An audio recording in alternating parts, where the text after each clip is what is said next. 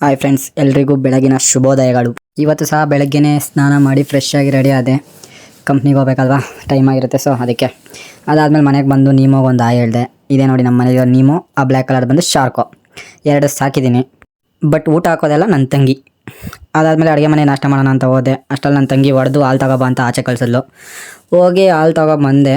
ಅದನ್ನು ಕೊಟ್ಟು ಈ ಮಳೆ ಬೇರೆ ಬರ್ತೈತೆ ಅಂತ ಅಂದ್ಬಿಟ್ಟು ಬೇಗ ನಾಷ್ಟ ಮಾಡಿಕೊಂಡು ಕಂಪ್ನಿಗೆ ಹೋಗ್ಬಿಡೋಣ, ಇನ್ನು ಮಳೆ ಜೋರಾಗುತ್ತೆ ಅಂತ ಬೇಗ ನಾಷ್ಟ ಮಾಡಿಕೊಂಡು ಗಾಡಿ ಸ್ಟಾರ್ಟ್ ಮಾಡಿ ನಾನು ಕಂಪ್ನಿ ಕಡೆ ಹೋದೆ. ಹೋಗ್ಬೇಕಾದ್ರೆ ಅನ್ನಿಸ್ತು, ಈ ನಡುವೆ ಈ ಇನ್ಸ್ಟಾಗ್ರಾಮಲ್ಲಿ ಬರೀ ಅದು ಯಾವುದೋ ಹಸ್ಕಿದು ರೀಲ್ಸೇ ಬರ್ತಾಯಿದೆ. ಎಲ್ಲಿ ನೋಡಿದ್ರು ಅದೇ ಕಾಣಿಸುತ್ತೆ, ಏನು ಮಾಡ್ತಾಯಿದ್ರು ಅದೇ ಸೌಂಡೇ ಕೇಳಿಸ್ತಾ ಇರುತ್ತೆ. ನೀವು ಒಂದು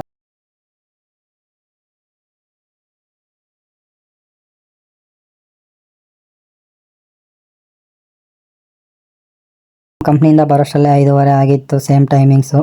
ಅದೇನೋ ಗೊತ್ತಿಲ್ಲ, ಇತ್ತೀಚೆಗೆ 5:30ಗೆಲ್ಲ ಕತ್ಲಾಗ್ತಾ ಇದೆ. ಅದೇನಾಗಿದೆಯೋ ಗೊತ್ತಿಲ್ಲ, ನಾವೇನಾದರೂ ಬೇಗ ಹೋಗ್ತಾ ಇದ್ದೀರಾ ಗೊತ್ತಿಲ್ಲ. ಅದನ್ನೇ ಯೋಚನೆ ಮಾಡ್ಕೊಂಡು ಮನೆ ಕಡೆ ಬಂದೆ. ಮನೆ ಕಡೆ ಬರೋಷ್ಟಲ್ಲೇ ನಮ್ಮ ಅಪ್ಪ ಈ ಮೆಶ್ಶು ಕಂಬಿಗಳೆಲ್ಲ ಶೆಡ್ ಕೆಳಗಡೆ ಹಾಕ್ಬಿಡು, ಮಳೆ ಬಂದರೆ ನೆನೀತಾ ಇತ್ತೆ ಅಂತಂದರು.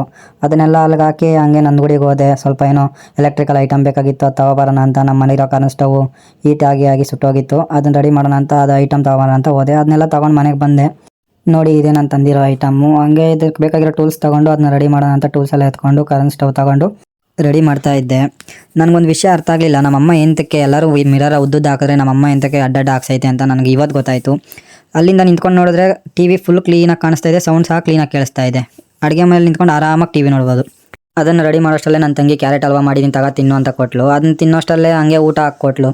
ಊಟ ಮಾಡಿಕೊಂಡು ಹಂಗೆ ಟಿ.ವಿ ನೋಡ್ತಾ ಇದ್ದೆ. ಟಿ.ವಿನಲ್ಲಿ ಶಿವಣ್ಣನ ನೋಡ್ಕೊಂಡು ಶಿವ ಅಂತ ಬಂದು ಮಲ್ಕೊಂಡೆ. ಅಷ್ಟೇ ಫ್ರೆಂಡ್ಸ್, ಇವತ್ತಿನ ವ್ಲಾಗ್ ಇಲ್ಲಿಗೆ ಎಂಡ್ ಮಾಡ್ತಾ ಇದ್ದೀನಿ. Thank you for watching.